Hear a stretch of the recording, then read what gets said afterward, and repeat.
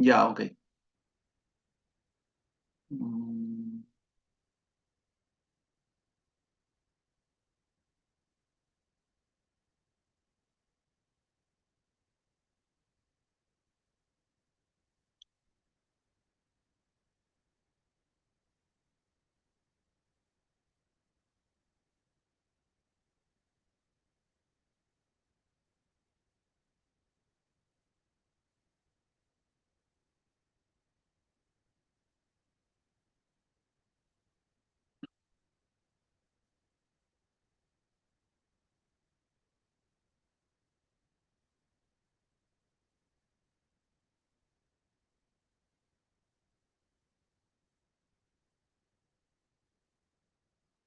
ya, ya está.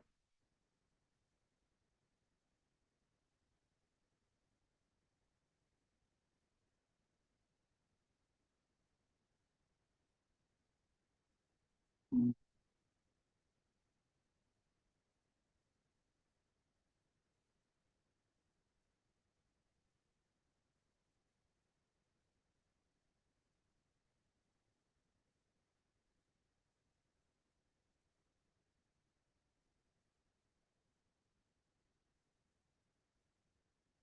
Coordinación con el tema del link. Lo que sí sugiero que para las próximas reuniones traten de que sea el mismo link, ¿no? Yo, por ejemplo, en las clases de maestría tengo un link desde que empecé la maestría y con eso ya no hay problema. Te entras y sales y no hay problema, ¿no? Para así evitar contratiempos. Bueno. En lo que respecta al día de hoy, vamos a hablar la clase de neumotórax y hemotórax, ¿sí? Tal como está programado. Y vamos a empezar hablando sobre lo que es el neumotórax espontáneo, ¿ok?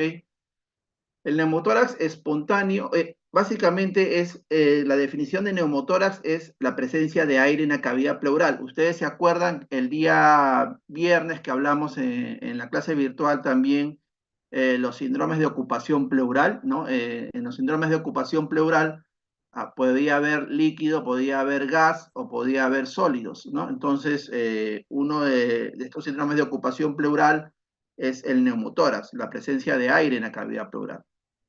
En realidad, el término aire pues viene a ser la suma de diferentes gases, ¿no? Es oxígeno, nitrógeno, anhídrido carbónico, es una mezcla donde predominantemente hay nitrógeno, ¿no? El neumotórax espontáneo se llama así porque no guarda relación a un origen de tipo traumático, por ejemplo, ¿no?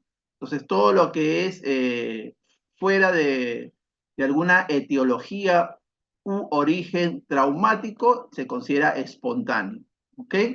Entonces, esa es la definición de neumotórax espontáneo. Presencia de aire en la cavidad pleural sin consecuencia traumática, ¿no? Entonces, como ustedes pueden ver en la figura, ¿no? Es una persona que se está tomando con la mano el pecho, producto de dolor, ¿no? Que ese es el síntoma más característico del neumotórax espontáneo, el dolor torácico, ¿no? El dolor torácico que presenta de manera súbita, ¿ok? Es un dolor torácico súbito, ¿no? Que se acompaña o no de dificultad para respirar, de disnea. La causa más frecuente del neumotórax espontáneo es la presencia de bulas, ¿no? O bleps, como se le conoce también en la literatura anglosajona, subpleurales, ¿no? Son como una especie de burbujas que se encuentran en la parte apical de la pleura, en la parte superior de la pleura, ¿no? Que por diferentes motivos, producto de cambios de presión intratorácica, se revientan, ¿no? Se revientan estas burbujas y obviamente que el aire escapa del espacio pleural, ¿no? Y comienza a generar pues mayor volumen de aire dentro de lo que es el espacio en que quedan las dos hojas de parietales y viscerales, ¿no? Entonces, el neumotórax espontáneo puede ser de dos tipos, de tipo primario o de tipo secundario. Eso lo vamos a ver más adelante. Pero lo que sí deben tener en cuenta es que el neumotórax espontáneo se da predominantemente en varones, ¿no? En hombres, ¿no? En una proporción de 6 a 2, ¿no? Es bastante frecuente en varones. el fenotipo, vale decir, las características clínicas, es que se trata de un varón joven, ¿no? Puede ser a partir de los 14, entre 20 a 30 años, un varón joven, de constitución física delgada, ¿no? Lo que se conoce como el leptosómico, ¿no? Son altos, delgados, jóvenes, varones, ¿no? Que pueden tener cierta relación con consumo de cigarrillos, ¿no? O con algunas actividades de la vida diaria, ¿no? Por ejemplo, que sean buceadores, que viajen en altura, en aviones, etc. Entonces, eso pone en más riesgo el desarrollo de neumotoras espontáneas. Entonces, esta acumulación de aire en el espacio pleural va a dar origen a una serie de cambios dentro de lo que es tanto la función pulmonar como la parte de la fisiología respiratoria en base al intercambio gaseoso o a las relaciones ventilo-perfusión. Lo que va a suceder en un paciente que tiene aire en el espacio pleural, por obvias razones, es que va a disminuir la capacidad vital, ¿no? Comienza a ocupar, el aire comienza a ocupar espacio dentro de la caja torácica y va a desplazar al pulmón, ¿de acuerdo? Entonces comienza a desplazar al pulmón, que también está comprometido, comienza a colapsarse ese pulmón, ¿no? Se comienza a desinflar, ¿no? Es un globo que se comienza a desinflar producto de ese aumento de la presión en el espacio pleural y obviamente que la capacidad vital se va a ver alterada, ¿no? Va a disminuir la capacidad vital pulmonar. Obviamente, producto de esa alteración mecánica, también va a haber una repercusión en lo que es el gradiente alveolo-arterial. Va a haber un aumento del gradiente alveolo-arterial, ¿no? Por esa falta de oxigenación. Y obviamente que esa falta de oxigenación repercute en una hipoxemia, ¿no? Con una mayor derivación, lo que se denomina shunt, ¿no? De izquierda a derecha y una menor proporción de la ventilación-perfusión. O sea, va a haber una alteración de la ventilación-perfusión, ¿no? Va a haber zonas bien perfundidas, pero mal ventiladas. ¿Por qué? Porque los pulmones se comienzan a colapsar. Entonces los alveolos se comienzan a colapsar y obviamente que no va a haber ventilación, no va a haber intercambio gaseoso. Va a haber circulación, sí, pero no va a haber ventilación. ¿Ok? Entonces disminuye la capacidad vital, aumenta la gradiente alveolo-arterial de oxígeno, hay mayor shunt o derivación, ¿no? De la sangre y una menor proporción ventilación-perfusión. ¿De acuerdo? Porque la ventilación que está en el numerador de esa relación va a disminuir y la perfusión se va a mantener sin alteración. Y obviamente que ese shunt va a aumentar con el tamaño del neumotórax, ¿no? A mayor tamaño del neumotórax, mayor es el shunt. Entonces, eso le puede venir, por ejemplo, en una pregunta de examen, ¿no? ¿Cuáles son los cambios que ocurren durante el neumotórax espontáneo, ¿no? Entonces ahí tienen ustedes esos 4 puntos importantes que deben ustedes recordar en el momento de marcar su alternativa. ¿Cómo nosotros podemos aproximarnos desde el punto de vista del examen físico para hacer nuestra impresión diagnóstica con un paciente con neumotórax? Las manifestaciones clínicas y los antecedentes del paciente suelen sugerir el diagnóstico, ¿no? Por ejemplo, como habíamos dicho, el dolor torácico súbito, ¿no? Muchas veces el paciente te dice, hemos tenido pacientes así jóvenes que han llegado a la consulta o al área de urgencias, ¿no? Refiriendo, doctor, estaba jugando mi partidito de fútbol y en eso sentí un dolor muy fuerte en el pecho y ya no pude seguir jugando. Y comencé a sentir falta de aire y me vine a la emergencia, ¿no? Tú lo ves al paciente, lo examinas y vas a encontrar, según los pasos del examen físico, algunos hallazgos importantes, ¿no? Entonces tú lo ves joven, delgado, ¿no? Un muchacho que aparentemente sin mayores antecedentes, ¿no? Con una disnea súbita, un dolor torácico súbito. Entonces tú tienes que sospechar en neumotórax. Esa es una de las sospechas diagnósticas, ¿no? Entonces, dependiendo del tiempo de evolución y de la magnitud del neumotórax, tú puedes encontrar a la inspección una hiperinsuflación del tórax y una disminución del movimiento del lado afectado, ¿no?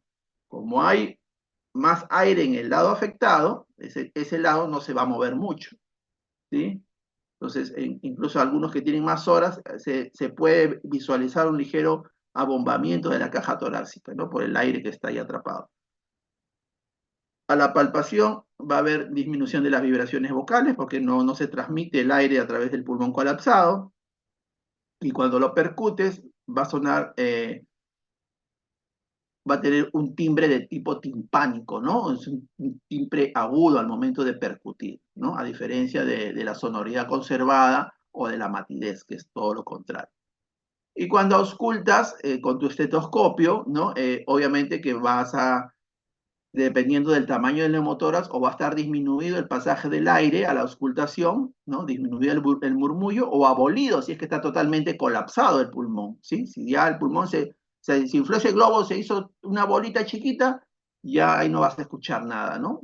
Solamente vas a escuchar en algunos casos una sonoridad algo metálica, ¿no? Que se denomina el soplo anfórico, por ejemplo, ¿no? Y en algunos casos, sobre todo en pacientes que cursan con neumomediastino, a la auscultación cardíaca, aparte de la taquicardia reactiva que puede haber algún un roce crujiente durante la sístole y diástole cardíaca que se conoce como el signo de Hamann. Eso no se escucha realmente con frecuencia, no son hallazgos, ¿no? Pero están descritos.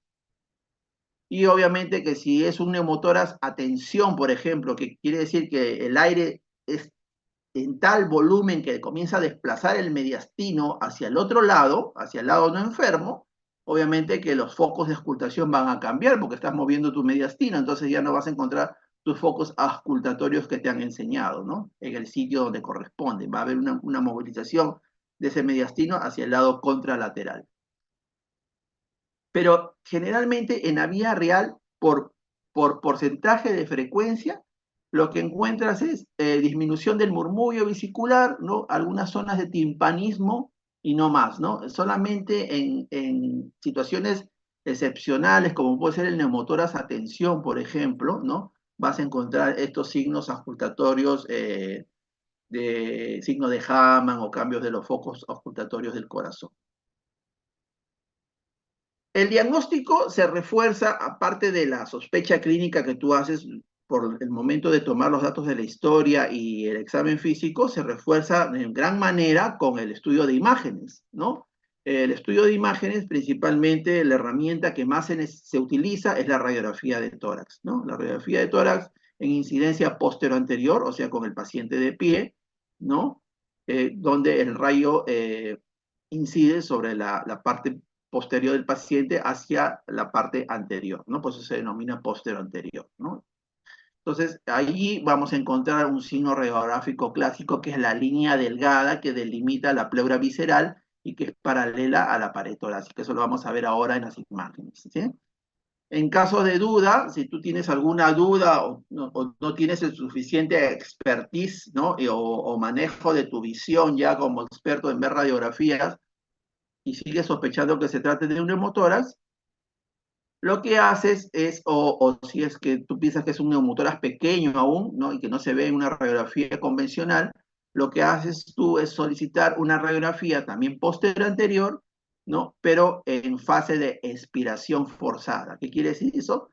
Que lo contrario a lo cual se toma la radiografía, ¿no? Cuando tú te toman una radiografía, te dicen, tome el aire todo lo que puedas y aguanta, ¿no? Bien inspirado, ¿no? En cambio aquí no, vas a hacer todo lo contrario. Bota todo el aire y no respires, ¿sí? Entonces así, expirado, forzado, vas a encontrar en la parte superior un pequeño una radiotransparencia o radiolucencia, que significa el aire del neumotórax a nivel apical, ¿no?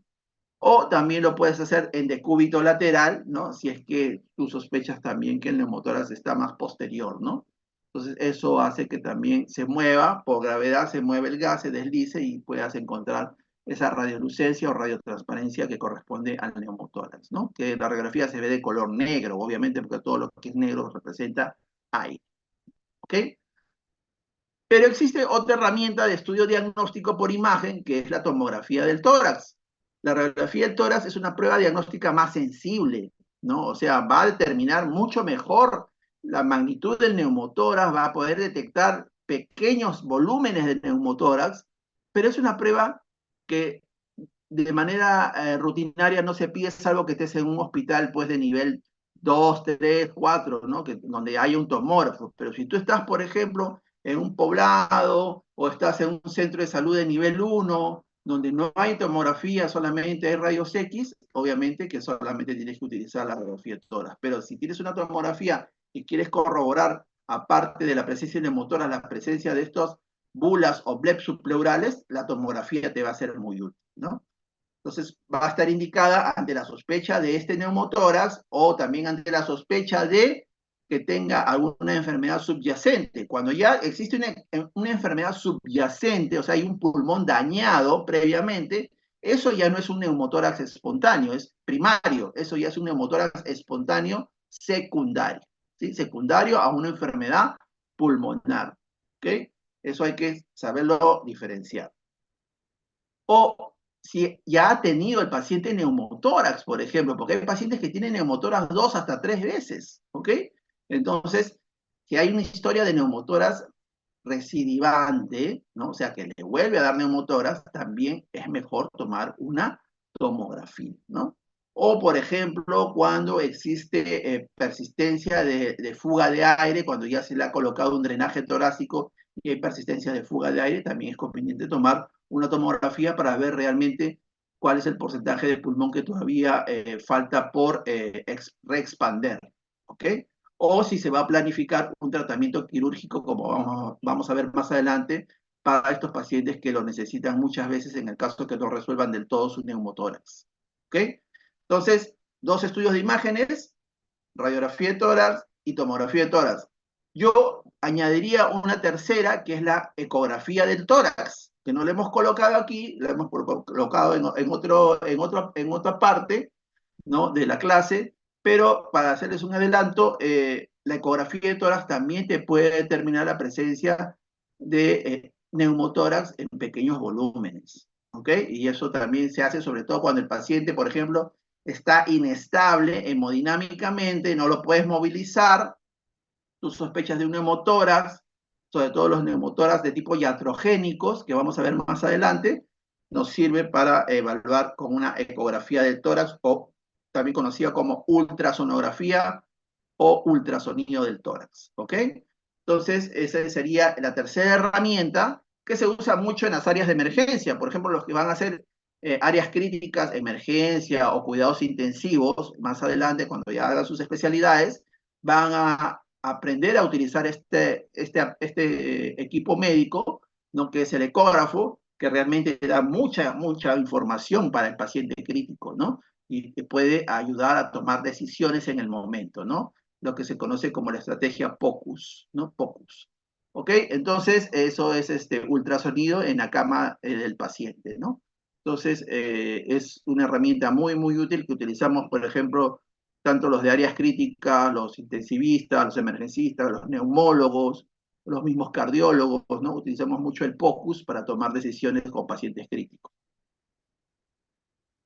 Entonces, una vez que hemos determinado que es un neumotórax, hay que determinar también cuál es el tamaño del neumotórax, ¿no? O sea, qué cantidad de mezcla de gas existe en el espacio pleural, ¿no? En este síndrome de ocupación pleural producto del gas, ¿ok?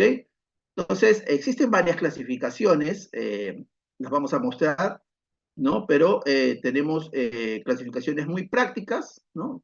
Por ejemplo, esta de aquí que les traigo a continuación, ¿no? Que es una clasificación cualitativa, ¿no? Cualitativa quiere decir que no tiene medición, ¿no? Es una apreciación de la imagen, ¿ok?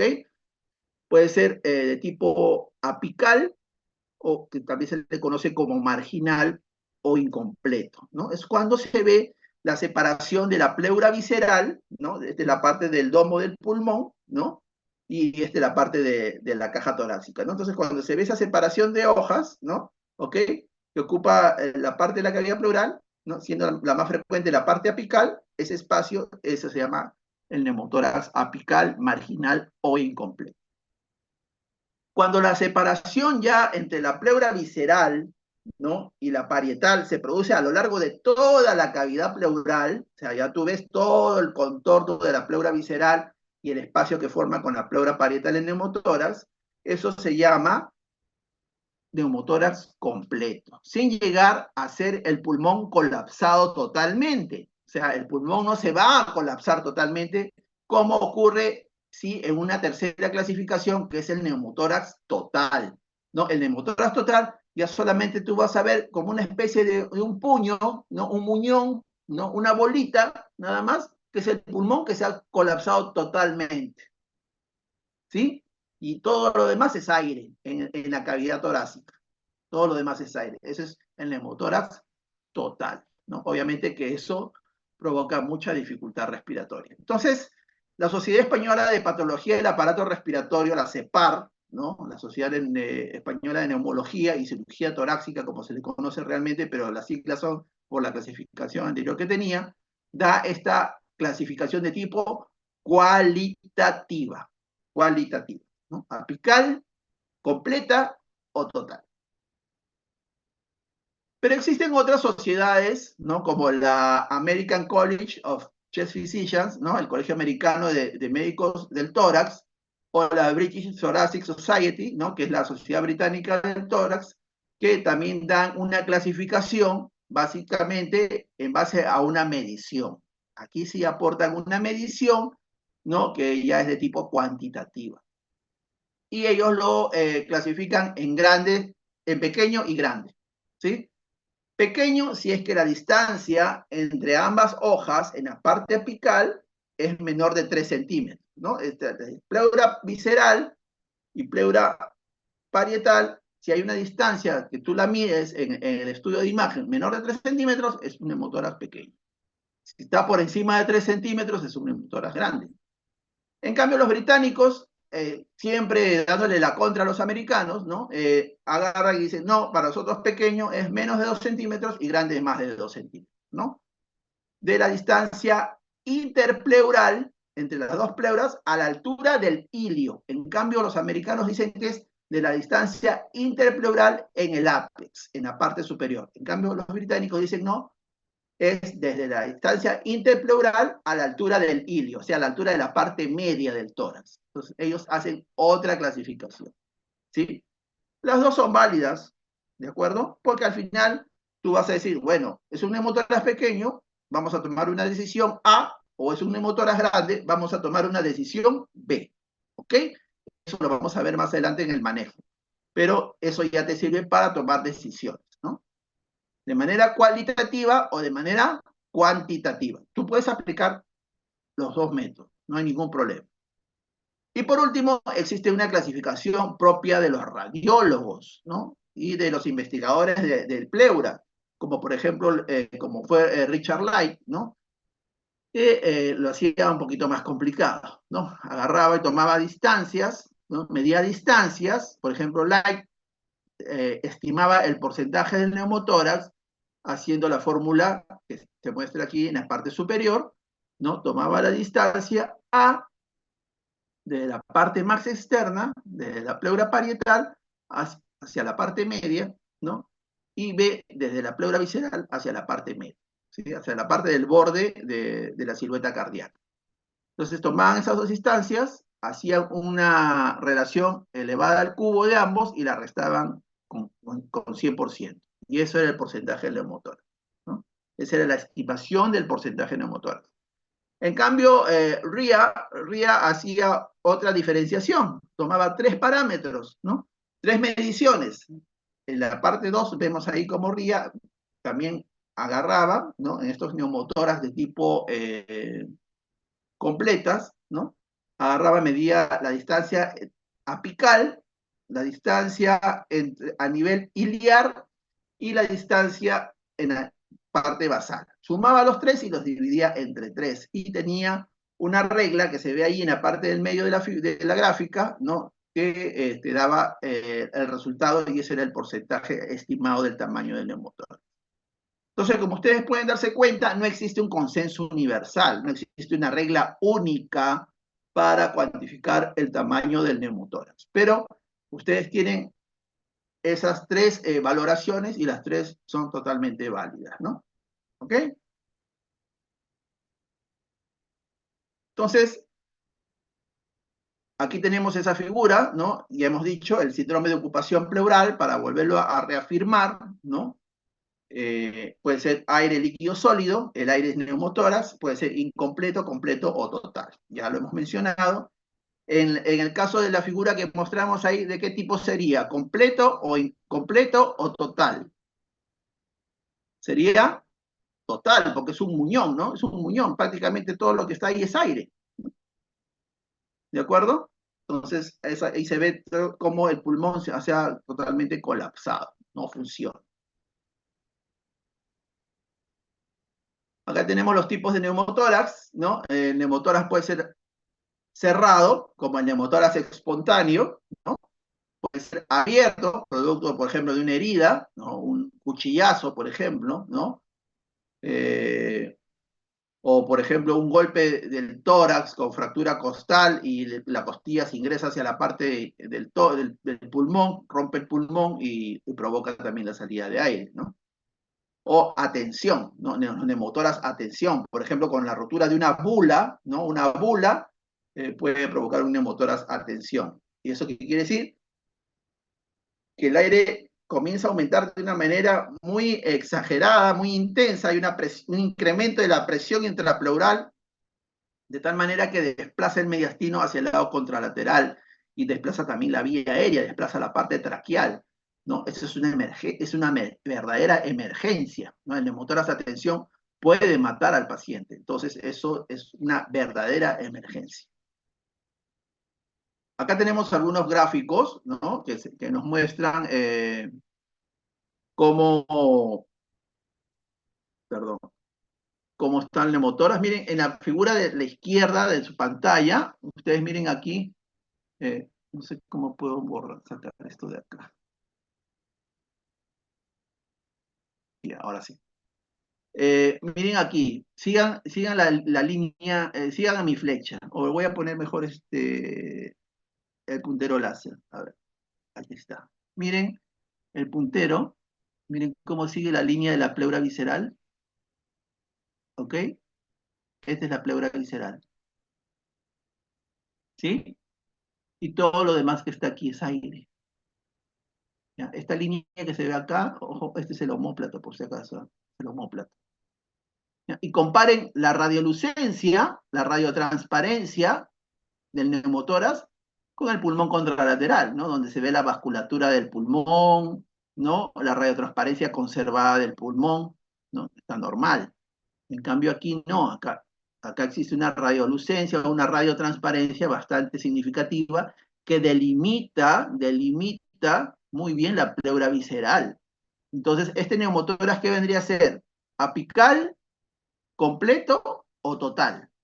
Este sería un neumotórax de tipo completo. ¿Por qué? Porque yo puedo ver todo el recorrido de la pleura visceral. ¿De acuerdo? Y acá, en la imagen anterior que mostramos en la diapositiva última, ¿no? Aquí sí solamente se ve el muñón, ¿no?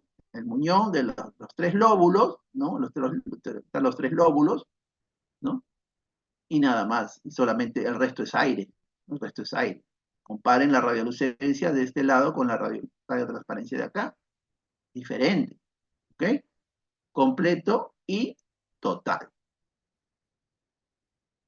Acá tenemos otro neumotórax, ¿no?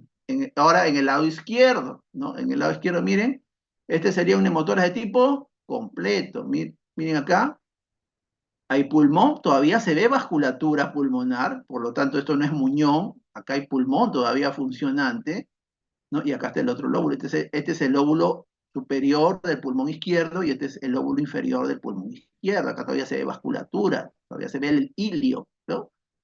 Entonces, y esto de acá, todo esto de acá es aire, ¿sí? Como un poquito de derrame pleural, acá se ve una obturación, ¿no? Ustedes comparan con este otro lado, por ejemplo, miren, acá hay una obturación del ángulo costrofrénico, acá hay un poquito de líquido pleural, ¿no? Entonces, esto es un neumotórax, ya esto ya no sería un neumotórax puro, ¿no? Sería un hidroneumotórax, ¿no? De tipo completo, ¿ok?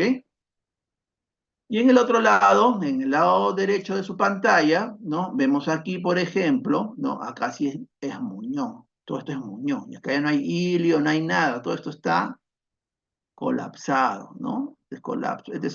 Por ejemplo, este es una, ¿cómo se llama? Un electrodo. Ya este también es un electrodo, ¿no? Es un paciente que está obviamente monitorizado, ¿no? Son electrodos, ¿no? Y acá se ve obviamente el muñón, ¿ok? Y todo lo demás es aire. Esto sí es un neumotórax total, ¿ok? Acá tenemos la tomografía. Miren cómo la tomografía te puede delimitar mucho mejor el neumotórax, ¿no? Vemos aquí también en la parte apical, ¿no? El neumotórax apical es aire, esto es pulmón, y acá abajo está el aire también, mira.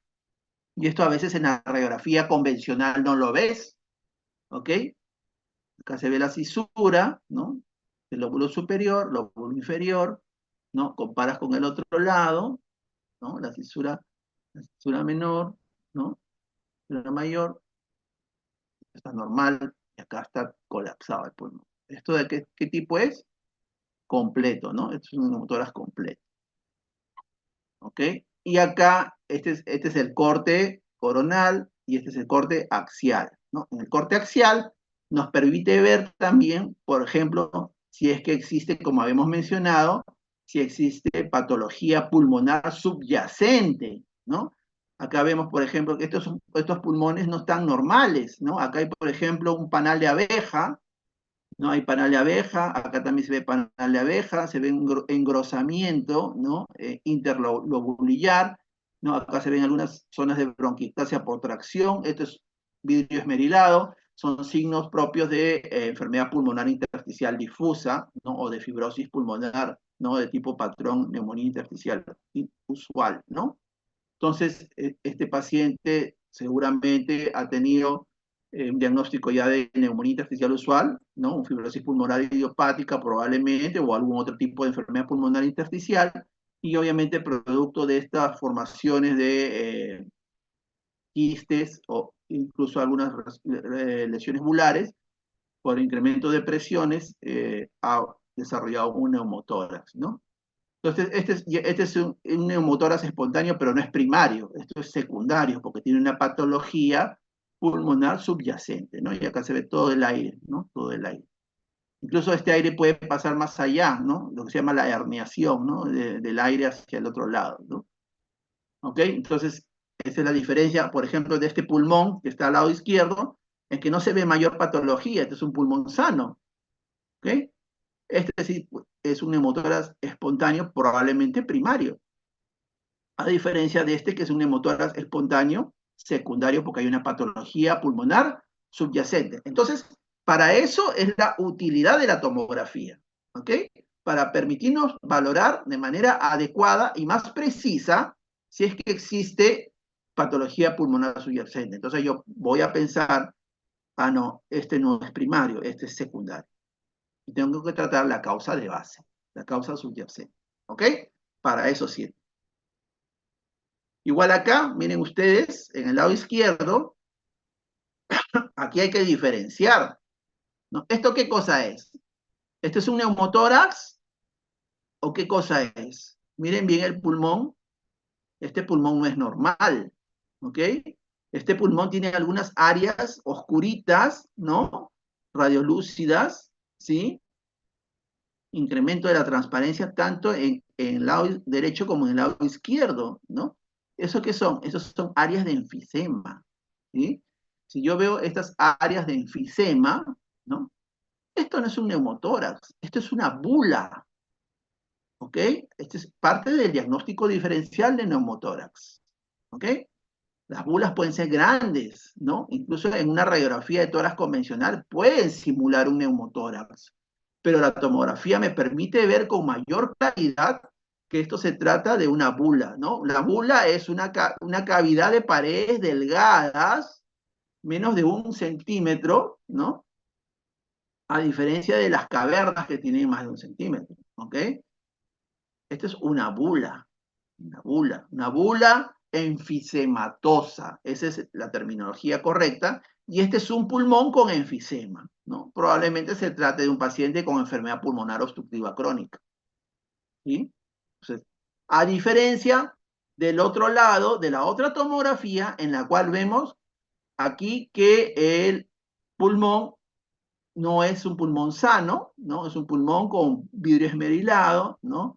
Y que ha hecho sí un neumotórax y se encuentra con un neumotórax de tipo completo, ¿no? Porque todavía aquí se ve el ilio, se ve pulmón, ¿no? Y esto sí es un neumotórax, ¿no? Entonces, diagnóstico diferencial de bula con neumotórax. Son dos cosas totalmente distintas, ¿ok? Continuemos. Y acá está, por ejemplo, esta es una imagen tomada de una videotoracoscopía, ¿no? Que es un procedimiento que vamos a discutir más adelante, en el cual vemos las famosas bulas subpleurales o bleps subpleurales, ¿no? En la parte apical, ¿no? Esta es la pared, esto de acá, todo esto de acá es la pared torácica, o sea, la pleura parietal, y esta es la pleura visceral, este es pulmón, y aquí vemos esta gran bula, ¿no? Miren esta bula vascularizada, ¿no? Y acá también hay algunas zonas, ¿no? De aspecto buloso, ¿no? Esta es una bula subpleural, ¿ok? Una bula subpleural. Esto es lo que se rompe y forma el neumotórax espontáneo. Entonces, volvamos a la clasificación general. Neumotórax espontáneo primario es aquel que aparece sin patología previa, evidente o conocida, ¿ok? Frecuente en edades tempranas, ¿no? Jóvenes, adolescentes, 20 hasta los 40 años. Con predominio claro en el sexo masculino y con una clara predisposición constitucional, o sea, son delgados, son altos, delgados, ¿ya? Su base fisiopatológica se debe a los cambios enfisematoideos, los llaman así porque no son verdaderos enfisemas, ¿no? Bulas o bleps subpleurales apicales, ¿no? Cuya pared externa es sumamente fina, muy delgadita, ¿no? Y fácilmente de romper, ¿no? Y pone en comunicación un área de una presión cero, que es la presión atmosférica, correspondiente al tejido pulmonar con el espacio pleural que se halla en presión negativa.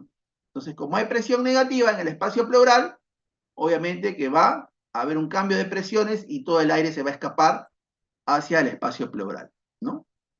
Muchas veces ligado con un hecho causal, ¿no? Ya lo hemos mencionado, ¿no? Hay riesgo de recurrencia, ¿no? O recidiva, y también relacionado al hábito de fumar, al hábito tabáquico. Miren acá, en este trabajo de Weldon y Williams, publicado en el año 2012, ¿no? En la relación del hábito tabáquico con el riesgo de neumotórax espontáneo, ¿no? Del tipo de fumador, leve, moderado a gran fumador, a más de una cajetilla al día, cómo incrementa el riesgo relativo de aparecer un neumotórax a lo largo de su vida, ¿no? 12% de riesgo de neumotórax a lo largo de la vida, mientras más fumador eres, ¿no? Miren cómo se va incrementando de manera progresiva, ¿no? El riesgo de presentar neumotórax si eres fumador. Entonces, no fumen, ¿ok? Entonces, eso hace daño, eso incrementa el riesgo. Uno sabe si tienes un bleb subpleural congénito, mucha gente nace con estas bulas apicales congénitas, ¿no? Y si eres fumador, incrementas el riesgo de que esta bula pueda romperse. Entonces, ya hemos dicho, factores de riesgo, varón, 6-1, 6-2, en comparación al género femenino, el hábito tabáquico, mayor estatura, estado nutricional, ¿no? son delgaditos, ¿no? Mayor riesgo de tener bleps. Factores ambientales, cambios significativos de presión, ¿no? Por ejemplo, subir un avión, hacer buceo, estar en grandes alturas, algún esfuerzo físico, ¿no? Predisposición genética, como el síndrome de Bill-Hock-Dubet, que es una enfermedad autosómica dominante que cursa con enfermedad de la piel, carcinoma renal y quistes pulmonares que se pueden romper y forman neumotórax, no es muy frecuente, pero está descrito, ¿no? O el uso de agentes inhalantes como el óxido nitroso, la marihuana o los hidrocarburos, ¿no? La exposición a hidrocarburos. Esos son factores de riesgo. ¿Cuál es el manejo del neumotórax espontáneo primario? Aquí hay dos cosas que debemos entender básicamente y que nos van a permitir un adecuado manejo. Eh, si es un paciente que es su primer episodio y no hay ninguna otra indicación que requiera alguna intervención, tenemos que hacer la siguiente estrategia. En primer lugar, valorar su estabilidad, sus funciones vitales. Es un paciente que tiene funciones vitales estables, vale decir, si tiene buena presión arterial, dentro de los rangos normales, buena frecuencia cardíaca, buena frecuencia respiratoria y buena saturación parcial de oxígeno. ¿Ok? Si está hemodinámicamente estable y desde el punto de vista respiratorio también estable, eso nos da un margen de tranquilidad. Tiene un neumotórax, pero nos da un margen de tranquilidad y lo que nos va a permitir realizar es que lo observemos al paciente, ¿no? Se puede observarlo en sala de urgencias por unas 4 a 6 horas para ver si ese neumotórax va a progresar o no, ¿sí? O si el paciente cambia su estabilidad hemodinámica. Entonces, si el colapso pulmonar es pequeño, por ejemplo, si es un neumotórax apical, ¿no? Como le hemos clasificado, un neumotórax incompleto, apical o marginal, ¿no? Puede ser suficiente la observación clínica, ¿no? Colocar una cánula de oxígeno a 2 a 3 litros, ¿no? Y reposo relativo, ¿no? Entonces se le observa al paciente, se le ingresa para observación y de ahí se le toma una radiografía control a las 4 o 6 horas, ¿no? Y si no hay mayor variación, se le puede dar de alta y seguirlo por consultorio. Pero si ese neumotórax se incrementa, ahí hay que tomar otras decisiones, ¿no? Entonces, si no hay empeoramiento, se le puede dar de alta y controlar en menos de una semana, ¿no? Y obviamente dando a conocer los signos de alarma, ¿no? Mayor dificultad respiratoria, taquicardia, taquipnia, baja saturación de oxígeno, etc. Entonces, si hay un empeoramiento en el transcurso de las horas o se le dio de alta y comenzó a empeorar en su casa, obviamente que se le tiene que tratar como si fuera un neumotórax completo o total inclusive, o si se encuentra inestable hemodinámicamente, ¿sí? Y eso, ¿qué significa? Si ya es un neumotórax que ya no es parcial, que fue completo o que está inestable, hay que drenar el aire, ¿sí? Hay que retirar el aire que se encuentra contenido en el espacio pleural. Entonces, el drenaje torácico, que es el procedimiento mediante el cual nosotros eliminamos o retiramos el aire del espacio pleural, se va a hacer a través de dos maneras. Una es, si es un neumotórax pequeño, es suficiente realizar una punción, aspiración, ¿no? En el segundo espacio intercostal, en la línea media clavicular, ¿no? Y proceder con un sistema de drenaje, ¿no? Vale decir, una aguja conectada a una llave de 2 vías, a un catéter hacia un frasco, ¿no? Sellado, para poder jalar el aire y retirarlo a través de la llave de doble vía, ¿no? Y luego se realiza un control radiográfico. ¿Hasta cuándo vamos a retirar el aire? Hasta que el paciente sienta dolor o comience a toser, ¿ok? Porque ahí ya estamos estimulando la pleura y obviamente que podemos hacer daño, ¿no? Pues si el paciente tolera muy bien, ustedes van viendo y se van a dar cuenta que van retirando el aire con facilidad, van botando el aire, ¿no? A través de la llave doble vía y hasta que el paciente comienza a toser o comienza a dolerle, ya ahí uno se detiene y retira todo el sistema. Ahora, si es un neumotórax más grande, ¿no? Ya completo o total, la punción aspiración no va a ser suficiente. Ahí hay que colocar un catéter de drenaje torácico más grande, ¿no? Entre 16 a 20 French, que es la unidad de medida del catéter de drenaje, conectado obviamente a un sistema de aspiración, que es una botella de agua de doble columna, ¿no? O de triple columna, dependiendo del sistema que tengan a mano. Entonces, esos pacientes que no resuelven el neumotórax inmediatamente tienen que ser admitidos de manera hospitalaria, ¿no? Con ese sistema de sello de agua Y si a los 3 a 5 días persiste la fuga de aire, porque ustedes van a ver cómo ese aire que sale por el catéter comienza a burbujear en la columna, ¿no? Hasta que llega un momento de un stop, ¿no? Y ya no drena más aire porque ya se expandió todo el pulmón, pero en algunos casos puede seguir persistiendo la fuga de aire mientras el paciente habla, tose, ¿no? Respira. Eso ya lo más probable es que nos esté hablando que se trate de una fístula broncopleural y probablemente tenga que ser intervenido quirúrgicamente, ¿no? Entonces eso ya sería otra etapa, ¿no? Sería la resolución quirúrgica del neumotórax. Perdón, acá les traje una figura bastante interesante, porque cuando ustedes sean internos de medicina o sean residentes, ¿no? Sean residentes de emergencia, de UCI, de neumología, de medicina interna, ¿no? O hagan guardias por cualquier otro tipo de especialidad que tengan, siempre se van a ver envueltos en una situación de un paciente con neumotórax, ¿no? Que muchas veces necesitan la colocación de un drenaje torácico. Y para eso tienen que saber por dónde ingresar, ¿no? Si es neumotórax del lado derecho, por el lado derecho, si es izquierda, por el lado izquierdo. Acá me parezca tonto repetirlo, pero es así, porque muchas veces hemos visto colegas que no se han percatado bien de dónde tienen que ingresar y ingresan en el lado equivocado. ¿Ok? Entonces eso no es tan tonto decirlo, por llamarlo de alguna manera, siempre hay que hacer la salvedad. Y también tenemos que tener en cuenta que debemos estar seguros que lo que vamos a hacer no va a provocar daño al paciente. ¿Ok?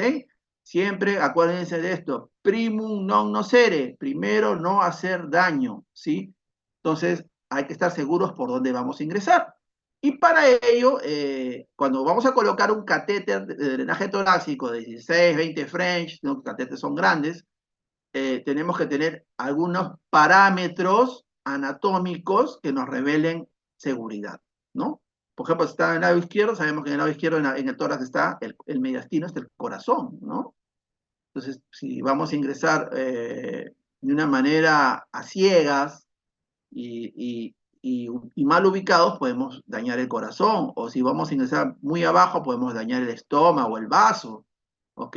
Igual es al lado derecho, podemos dañar el hígado, ¿de acuerdo? Entonces, hay que estar siempre seguros por dónde vamos a ingresar para no hacer daño. Y existen unos parámetros anatómicos. En primer lugar, aquí tenemos este parámetro anatómico a nivel de la mamila, ¿no? O del pezón, ¿no? El quinto espacio intercostal, ¿no? Cuentas tus espacios intercostales con tus dedos y llegas aquí al borde superior del espacio intercostal. Tienes también el margen lateral del pectoral mayor, ¿no? La base de la axila y el borde lateral del dorsal ancho, ¿no? O también se le conoce como el latissimus dorsi, ¿no? El dorsal ancho. Entonces, estos parámetros te da como una especie de triángulo, ¿no? Que en realidad no es un triángulo, dice como un cuadrilátero, pero se le conoce como el triángulo de la seguridad. Entonces, en esa zona, tanto en el lado izquierdo como en el lado derecho, donde tú vas a ingresar sin ningún problema. ¿Ok? Entonces, allí no vas a hacer daño. Puedes ingresar tu catéter para poder drenar tu neumotórax. Entonces, existen otras alternativas también para manejar el drenaje torácico de este neumotórax, ¿no? Otra estrategia ambulatoria es, por ejemplo, la utilización de la válvula de Heimlich, ¿no? Que se conoce como un sistema portátil de mini drenaje, ¿no? Es una válvula unidireccional, ¿no? Me he olvidado de colocarles la figura, las disculpas del caso, pero ustedes la pueden encontrar en internet, la válvula de Heimlich, ¿no? Ponen Heimlich neumotórax, ¿no? Y les va a salir la figura. Es una válvula de plástico que tiene dos picos, dos boquitas, una conectada a un dren, ¿no? Un dren de látex que forma parte de lo que se llama el sistema de válvula unidireccional. ¿Qué quiere decir eso? Que al momento que sale el aire, ese látex se abre y cuando el paciente ya respiró y botó ese aire, automáticamente el látex se cierra, ¿no? O sea, no permite ingreso de aire del ambiente externo. Y eso va conectado, obviamente, a un tubo de drenaje ¿no? O puede ir sencillamente conectado a una bolsa, ¿no? A una bolsita donde puede el paciente portarla amarrada a su cintura, por ejemplo, ¿no? Entonces esa es la válvula de Hemlich, ¿ok? Eh, Esto también se ha visto sometido a estudios, ¿no? Para comparar si es que es mejor abrir una válvula de Hemlich en los neumotoras espontáneos primarios, por ejemplo, o es necesario siempre colocar un catéter de drenaje torácico, ¿no? Entonces, cuando se han hecho los estudios comparativos, se ha visto que ambas estrategias son de buenos resultados, ¿no? Tienen eficacia similar, ¿ok? Incluso se ha procedido a dar de alta a muchos pacientes con estas válvulas de Hemlich, ¿no? Hasta que el neumotora se resuelva totalmente, ¿no? Muchas veces no tienen que quedarse todos los días hospitalizados para que resuelva totalmente su neumotora. Puede ser que baste con un par de días para que eso se resuelva, ¿no? Ahora, si después de 3, 5 días esto persiste la fuga de aire y no hay mayor variación en la resolución de neumotoras o hay un empeoramiento de neumotoras, eso quiere decir que hay una fístula ahí, ¿no? Que está permitiendo la fuga de aire continuamente y eso se tiene que resolver de manera quirúrgica. Entonces, acá tenemos un algoritmo, ¿no? Un algoritmo de lo que es el manejo del neumotórax, ¿no? El neumotórax primario, espontáneo primario, el primer episodio. Lo primero que tenemos que hacer, si está parcial el neumotórax y si está estable, ¿no? Si está estable y es un neumotórax parcial, completo, hay que observarlo, ¿no? Si se resuelve, muy bien, se va a su casa, todos felices, controles por consultorio externo. Si no resuelve, hay que hacer punción aspiración, ¿no? Si punzamos, aspiramos, vemos si resuelve. Si resuelve, muy bien, buena suerte, controles posteriores, ambulatorios.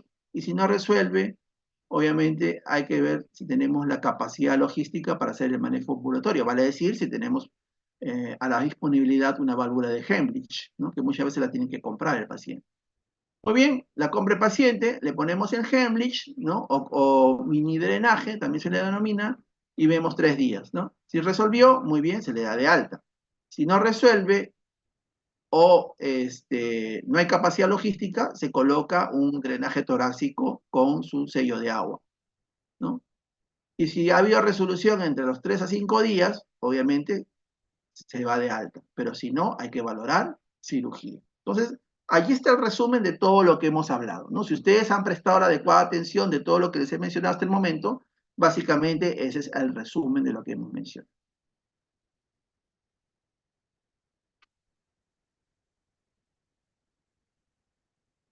El neumotórax espontáneo secundario, ¿no?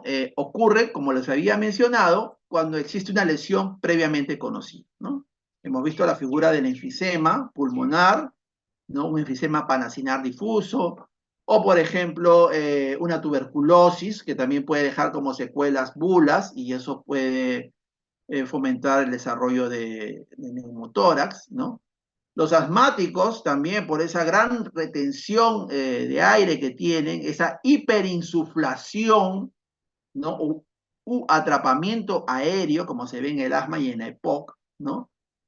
Eso incrementa el riesgo de neumotórax. Hemos tenido muchos pacientes con neumotórax y neumomediastino sobre todo, ¿no? Que es otra entidad, es la presencia del aire en el espacio mediastinal, ¿no? Así como existe un espacio pleural, también hay un espacio mediastinal.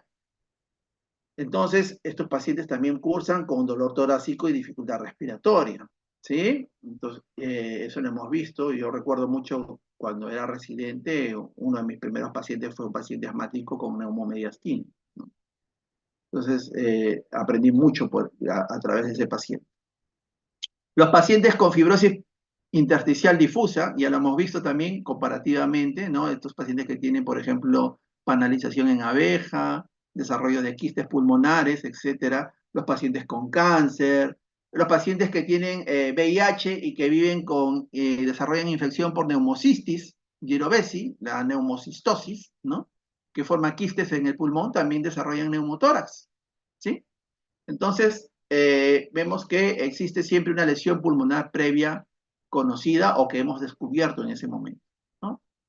Aquí el factor de edad no es tan definido, obviamente, porque puede aparecer en cualquier momento de la vida, pues dependiendo de la patología que padezca, ¿no? Pero generalmente son pacientes un poquito más mayores, ¿no? Entre los 40, 50 años, y también ligado al tabaquismo, ¿no? En el caso de las EPOC, por ejemplo, ¿no? Los pacientes enfisematosos. Entonces, se recomienda a estos pacientes admitirlos. Todos estos pacientes que tienen una patología pulmonar de base deben ser hospitalizados, sí o sí, ¿ok? Por lo menos 24 horas para ver el control de neumotoras si no es un neumotoras muy grande, ¿no? Pero si es un neumotoras ya más amplio, se va a quedar varios días. Lo mismo acá el algoritmo, ¿no? Hay que ver primero el tamaño del neumotórax y obviamente la estabilidad hemodinámica. Eso es lo primero que deben evaluar, ¿sí? Tamaño de neumotórax y estabilidad hemodinámica. Si es un paciente con un neumotórax parcial y está estable, por lo menos se queda unas 24 horas para observarlo. Si es un neumotórax mucho más grande, ¿no? Total o completo, ¿no? Ingresarlo para un drenaje, ¿no? Está hemodinámicamente estable, posiblemente resuelva con punción-aspiración o con un catéter, ¿no? Un catéter de drenaje torácico. Evaluar si es que resuelve o no. Si resuelve, se le da de alta. Si persiste más de 3 a 5 días, evaluar la posibilidad de resolución quirúrgica, ¿no? Y aquí hay algo muy interesante, ¿no? Que debemos plantear. Por ejemplo, ¿qué pasa si es un paciente que tiene una enfermedad pulmonar intersticial difusa importante, con riesgo de desarrollar nuevamente neumotoras, o es un paciente con enfermedad pulmonar obstructiva crónica con un enfisema importante también, ¿no? Aquí hay que valorar que ya no debe formarse un nuevo neumotoras en el futuro. Y por lo tanto, podríamos utilizar algunas alternativas terapéuticas de tipo invasivas como la pleurodesis, ¿no? Para poder sellar ambas hojas pleurales y no permitir que se forme un nuevo espacio pleural. O en todo caso, valorar una cirugía si el paciente lo permite desde el punto de vista de su capacidad cardiorrespiratoria, ¿no? Para poder someterlo a una videotoracoscopía, más una pleurodesis que sea de tipo química, ¿no? O incluso una resección de la parte afectada, lo que se denomina la pleurectomía, como primera opción, ¿no?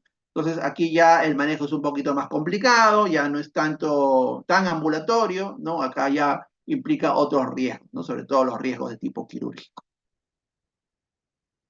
Y hay una situación bastante importante que también se ve con frecuencia en los ámbitos hospitalarios. Ustedes se van a dar cuenta cuando trabajen en emergencia, roten en emergencia, en la UCI sobre todo, ¿no? O en salas de pacientes críticos, es la aparición de la iatrogenia, ¿no? O sea, el error médico, ¿ok?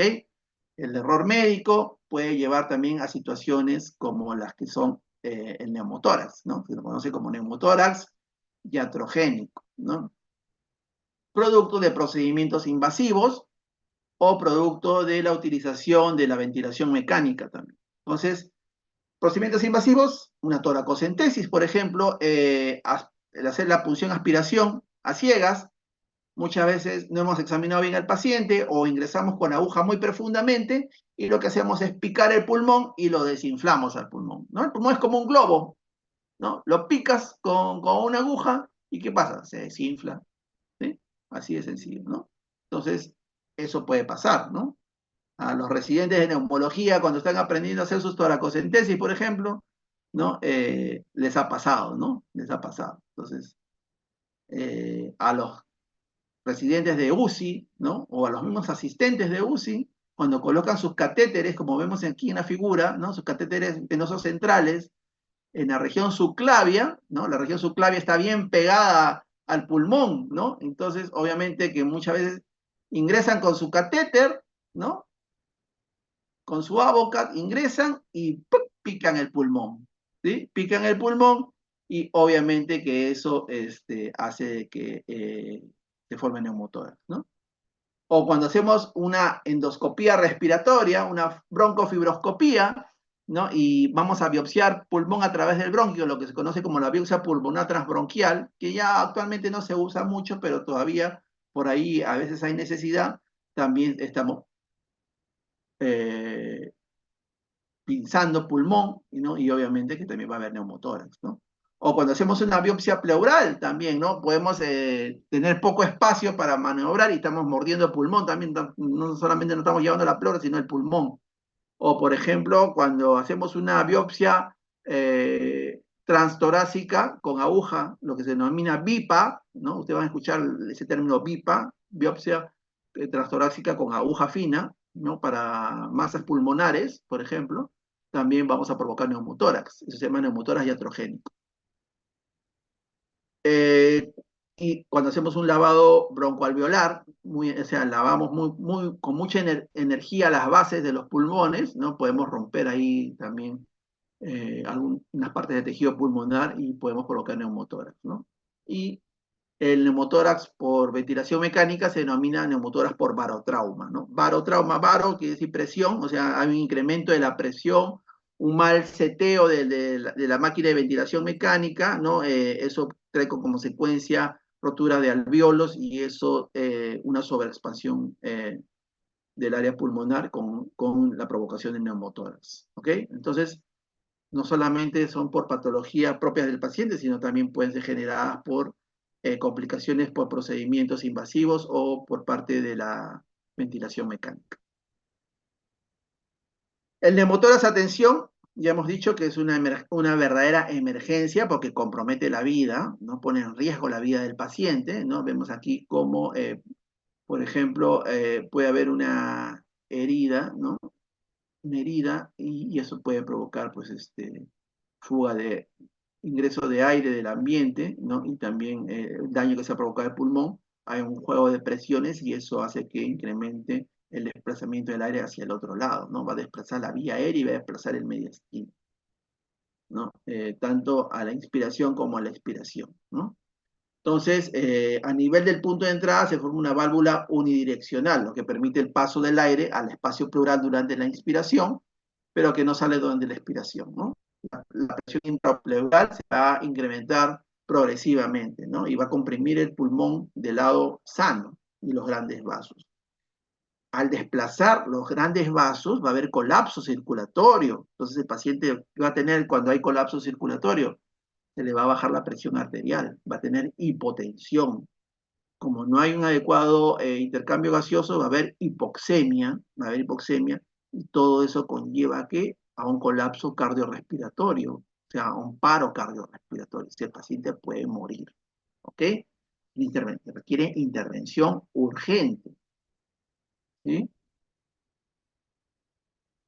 No sé si ustedes han visto en las películas a veces los pacientes que, por ejemplo, han recibido una herida de bala o, ¿no? O han tenido un accidente de tránsito con un gran golpe en el tórax y viene uno de los protagonistas y agarra y les clava un lapicero, algo punzante en la parte media del tórax, ¿no? Para poder sacar el aire.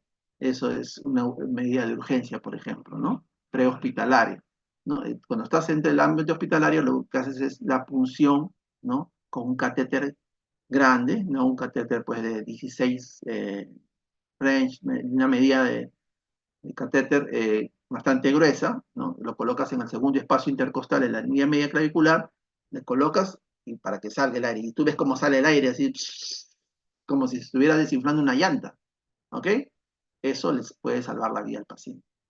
Y ya después le colocas el tubo de tórax, todo, pero mientras tanto, para salvarle la vida, le puedes ingresar tu aguja flexible, ¿no? Tu Avocat, ¿no? Número 16, ingresas, segundo espacio intercostal, línea media clavicular, y les puede salvar la vida. Los neumotórax por trauma torácico puede ser trauma torácico abierto o trauma torácico cerrado, ¿no? El abierto, por ejemplo, ahí como ven en la figura, ve ahí le han clavado un cuchillo de cocina a esa persona, ¿no? Ese es un trauma torácico de tipo abierto, ¿no? Con una herida penetrante en el tórax que pone en comunicación el espacio pleural con la atmósfera exterior. Suele lesionar al pulmón también, obviamente, ¿no? Por el ingreso del arma blanca, ¿no? O del objeto punzante, ¿no? y eso puede provocar no solamente neumotórax, sino también sangrado en el espacio pleural, o sea, un hemoneumotórax, ¿no? Puede haber un desplazamiento hacia el otro lado del mediastino, lo que puede incluso ocasionar un paro cardíaco, ¿no? Muchas veces dicen, lo mataron de un cuchillazo, pero no fue el cuchillazo el que lo mató fue lo que se desarrolló, ¿no? El neumotórax y el sangrado, ¿ok? De tipo cerrado, puede ser, por ejemplo, cuando hay una contusión del pulmón muy intensa, por ejemplo, en un accidente de tránsito, ¿no? Estás conduciendo, te chocas de manera frontal y obviamente que puede salir esa bolsa, el airbag, como se le conoce, ¿no? De una manera muy violenta y puede golpear tu tórax o te puedes golpear con el timón si no tienes airbag, ¿no? Antiguamente se golpeaba mucho con el timón, ¿no? Y ese timón puede hacer una contusión muy intensa del pulmón y ocasionar una contusión pulmonar con fracturas costales, y esas fracturas costales no se van hacia afuera, sino se van hacia adentro y dañan al pulmón, rompen el bronquio, rompen otros órganos, y eso puede complicar al paciente, lo puede matar en ese momento o puede dejarlo con un neumotórax bastante importante, ¿no? Como se ve en la figura de la parte inferior hacia el lado derecho, ¿no? Por ejemplo, ahí hay un golpe muy intenso en lo que es en mi tórax izquierdo, hay rotura de costillas, como se puede ver ahí. Ustedes comparan la simetría de las costillas, ¿no? Están rotas, hay un pulmón blanquecino, que es producto de la contusión, y obviamente hay derrame pleural, que es el sangrado, ¿no? Y vemos aquí en esta parte de abajo, ¿no? Esta imagen radiopaca, que sigue como una línea, como una culebrita, ese es el tubo de drenaje torácico, ¿no? Todos los tubos de drenaje torácico tienen una línea radiopaca, porque al momento de tomarle la radiografía, como es una silicona, necesita tener una línea radiopaca que permite identificarla al momento de tomar la radiografía. Y tú puedas seguir el trayecto, ¿no? De tu catéter, ¿no? Generalmente estos catéteres deben ser colocados de esta manera hacia la parte apical, ¿no? Orientados hacia la parte apical. Acá está muy metido hacia la parte mediastinal, por ejemplo, ¿no? Esto debería estar más pegado hacia la parte apical, ¿no? Más medial y más apical. En el caso de los neumotórax espontáneos secundarios, ya hemos dicho que debe haber un drenaje torácico siempre, ¿no? Dado la probable existencia de una fuga aérea activa en el momento del diagnóstico. Los neumotoras traumáticos, siempre se debe colocar un catéter de drenaje no inferior a 20 French, ¿ya? Y los neumotoras a tensión, obviamente que vamos a colocar primero estos catéteres, ¿no? O abocas de 16, 18 French en el segundo espacio intercostal, línea media clavicular, para desinflar, ¿no? Miren acá, por ejemplo, miren este tórax, ¿no? Miren cómo está inflando acá el pecho del paciente, ¿no? Motoras a tensión. Probablemente acá haya habido una ruptura de costillas, ¿no? Y ya está permitiendo que esto se haga como un neumático que se está haciendo como una especie de globo aquí, ¿no? Esto se llama el flage chest o tórax volante, ¿no? Tórax que sí está inestable, ¿no? Tú ves que respira, sí, se mueve, es un flake chest. Eso se ve mucho en trauma, ¿no? En el área de trauma de emergencia producto de accidentes de tránsito. El tratamiento quirúrgico, básicamente, estas indicaciones quirúrgicas son formales para el caso de neumotórax espontáneo primario, por ejemplo, ¿no? ¿En qué situaciones nosotros vamos a indicar operar un neumotórax, ¿no? Si es un neumotórax espontáneo primario y no ha resuelto en 3 a 5 días, ¿no? O hay imposibilidad de que se expanda el pulmón, hay que evaluar la posibilidad de fuga de aire, de fístula broncopleural, y someterlo a cirugía. Si es un paciente que ya tiene un segundo episodio de neumotórax, del mismo lado o del otro lado, también tiene que ser operado, ¿no? Si es un episodio de ambos lados en el mismo momento, porque hay gente que hace neumotoras en ambos pulmones al mismo tiempo, también debe ser operado. Si está asociado, por ejemplo, a sangre, ¿no? Es un hemoneumotórax, también debe ser intervenido. O si son, por ejemplo, pacientes que han sufrido neumotórax y tienen profesiones de riesgo, ¿no? Como sean pilotos de avión o buceadores, todos los que estén expuestos a cambios de presión atmosférica bastante importante. En el caso del secundario, las indicaciones deben ser tomadas con cautela, ya que primero hay que ver cómo está la reserva respiratoria del paciente, ¿no? Si es un paciente, por ejemplo, con fibrosis pulmonar, no lo vas a operar de buenas a primeras, de repente no tolera la cirugía, de repente solamente amerita una pleurodesis, por ejemplo, ¿no? O si es un pulmón demasiado buloso, muchas bulas, tampoco te va a poder tolerar una cirugía. Entonces, eso hay que tenerlo muy en cuenta. Muchas veces lo que se hace son juntas médicas para tener un consenso y valorar el riesgo-beneficio también.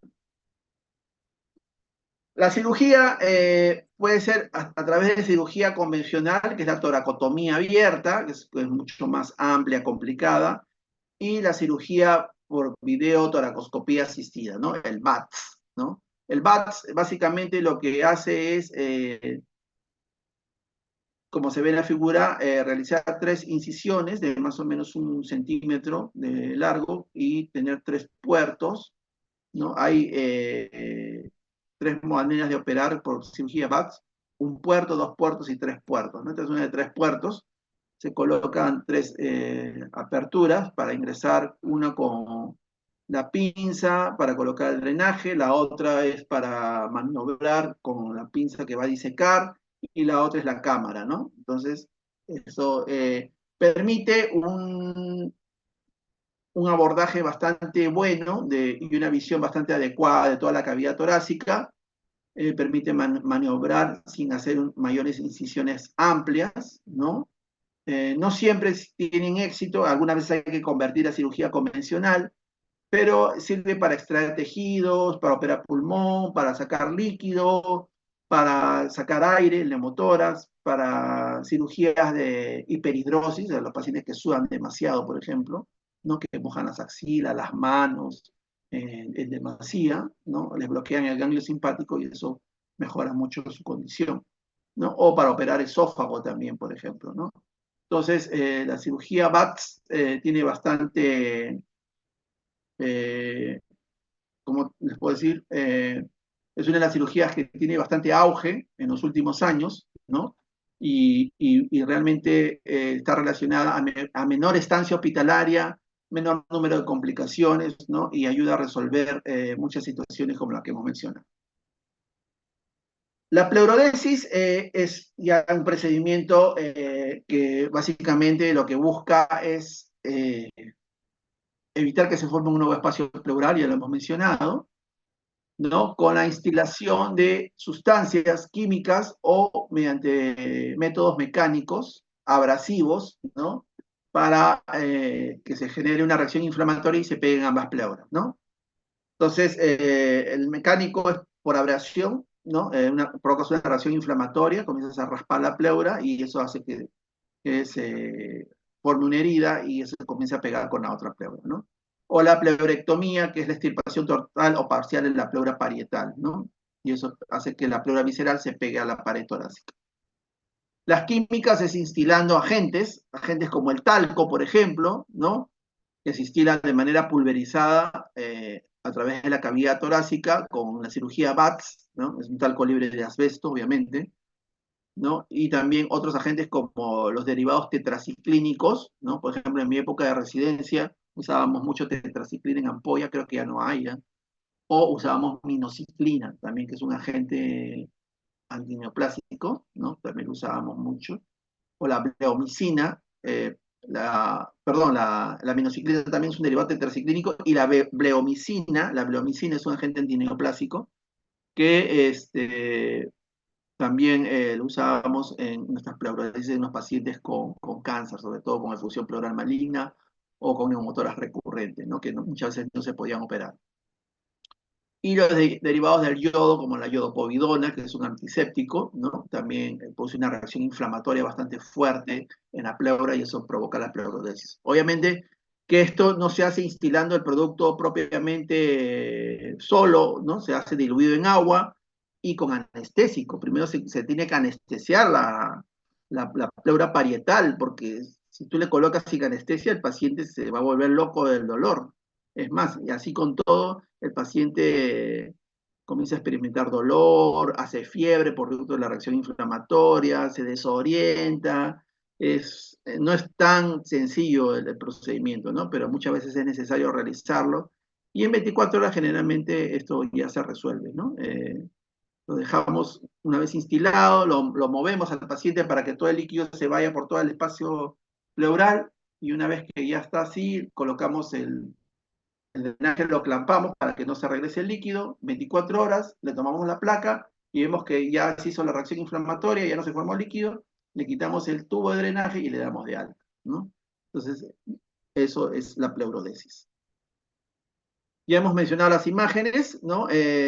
Radiografía, ecografía, tomografía, ¿no? Tomografía es un examen rápido, sensible y específico. Es sobre todo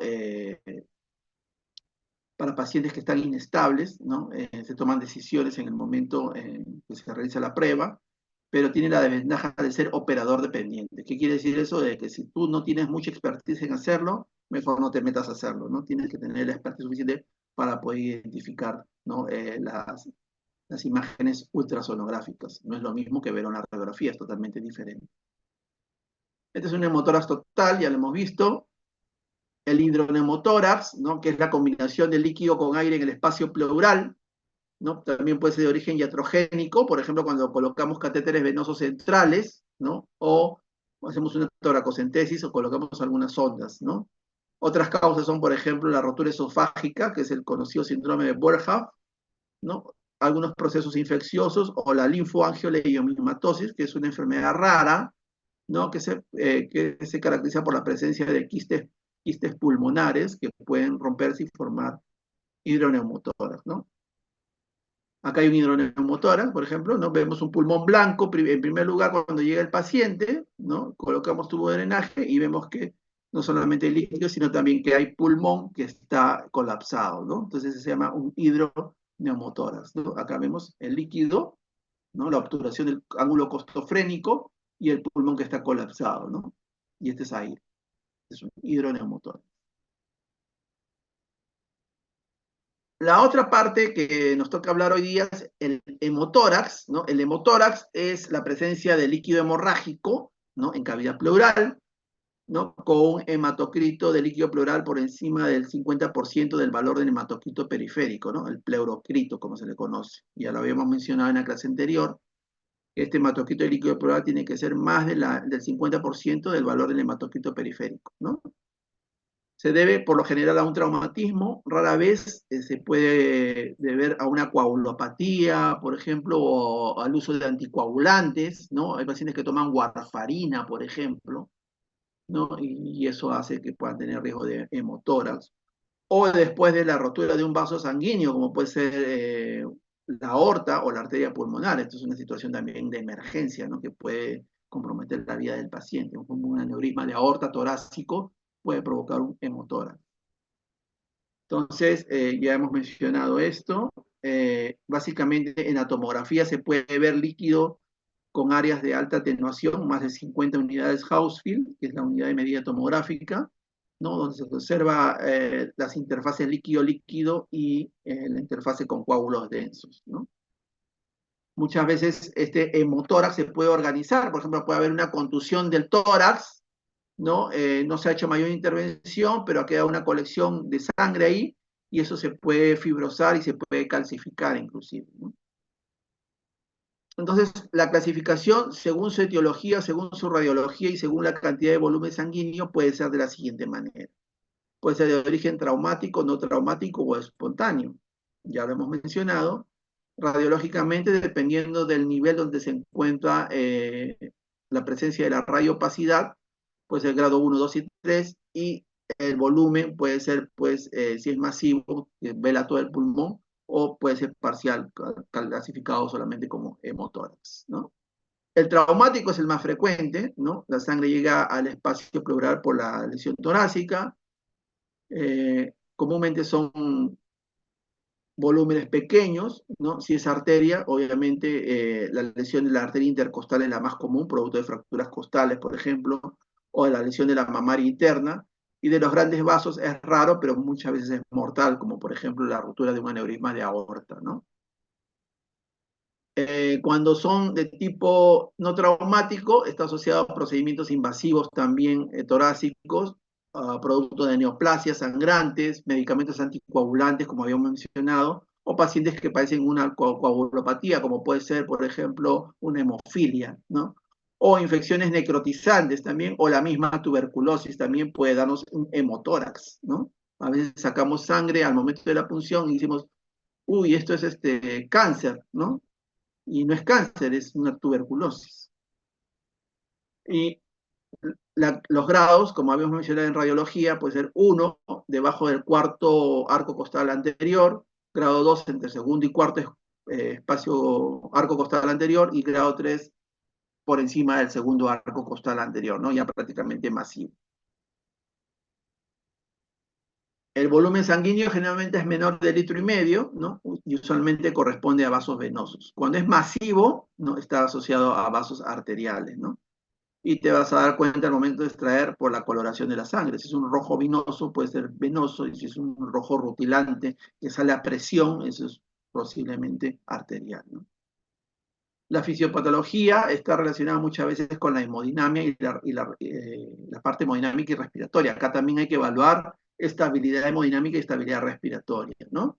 Entonces hay que ver signos de shock hemorrágico, podemos clasificar la cuantía de la pérdida de sangre, y según eso su clasificación. Hay que valorar las funciones vitales, el nivel de presión arterial, si está hipotenso o no, si está taquimeico, si hay pérdida de volumen diurético, el estado mental, ¿no? Mientras más compromiso del estado mental exista, mayor nivel de hipoxemia va a haber y mayor compromiso del hemotórax, ¿no? Y para reponer el sangrado tiene que ser de una manera urgente, generalmente por un catéter venoso central o una gran vía periférica. Podemos reponer con sangre o con cristaloides, ¿no? También, como por ejemplo con el Hemacel, que es la poligelina, también podemos ayudar a reponer el estado hemodinámico del paciente. El patrón respiratorio también es importante evaluarlo, ¿no? El drenaje de la sangre es importante, ¿no? Sobre todo para evitar el colapso de los grandes vasos. Al examen físico, vamos igual a la inspección, palpación, percusión y auscultación, vamos a encontrar todas las restricciones que se forman de un síndrome que ocupa espacio pleural, pero asociado a síntomas de shock, ¿no? Sobre todo si el volumen de pérdida de sangre es importante. Imágenes que nos pueden ayudar, la ecografía, ya hemos mencionado, al pie, a la cama del paciente, nos puede ayudar a tomar decisiones, ¿no? Tiene una sensibilidad bastante alta y especificidad también, pero puede tener algunas desventajas como son la presencia de lesiones óseas o de mediastina, ¿no? Que no son identificadas. La tomografía puede ser parte del complemento de una radiografía, ¿no? Nos permite también evaluar la extensión real de la lesión, ¿no? Y la desventaja que tiene es el tiempo que toma el estudio y la estabilidad hemodinámica del paciente. Y acá tenemos, por ejemplo, un hemotórax masivo, un gran sangrado con desplazamiento de la vía aérea y de la parte media del corazón, ¿no? Del tórax, del mediastino. Y esto requiere, obviamente, un drenaje con suma urgencia. ¿Ok? Entonces, básicamente eso es lo que les traíamos el día de hoy. Si hubiera alguna pregunta, con mucho gusto. Si no, damos por cerrada la clase del día de hoy. ¿Alguna pregunta?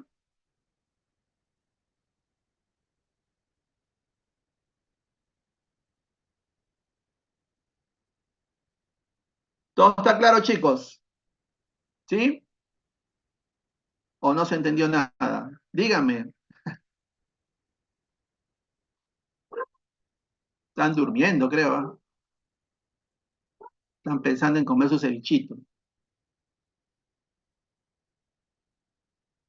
Muy bien, entonces, si no hay preguntas, nos quedamos aquí y ya nos vemos el próximo viernes. Que tengan un buen inicio de semana. Nos vemos. Chao. Gracias, doctor. Buenas Gracias, tardes. doctora. Chao, chao. Sí, doctor.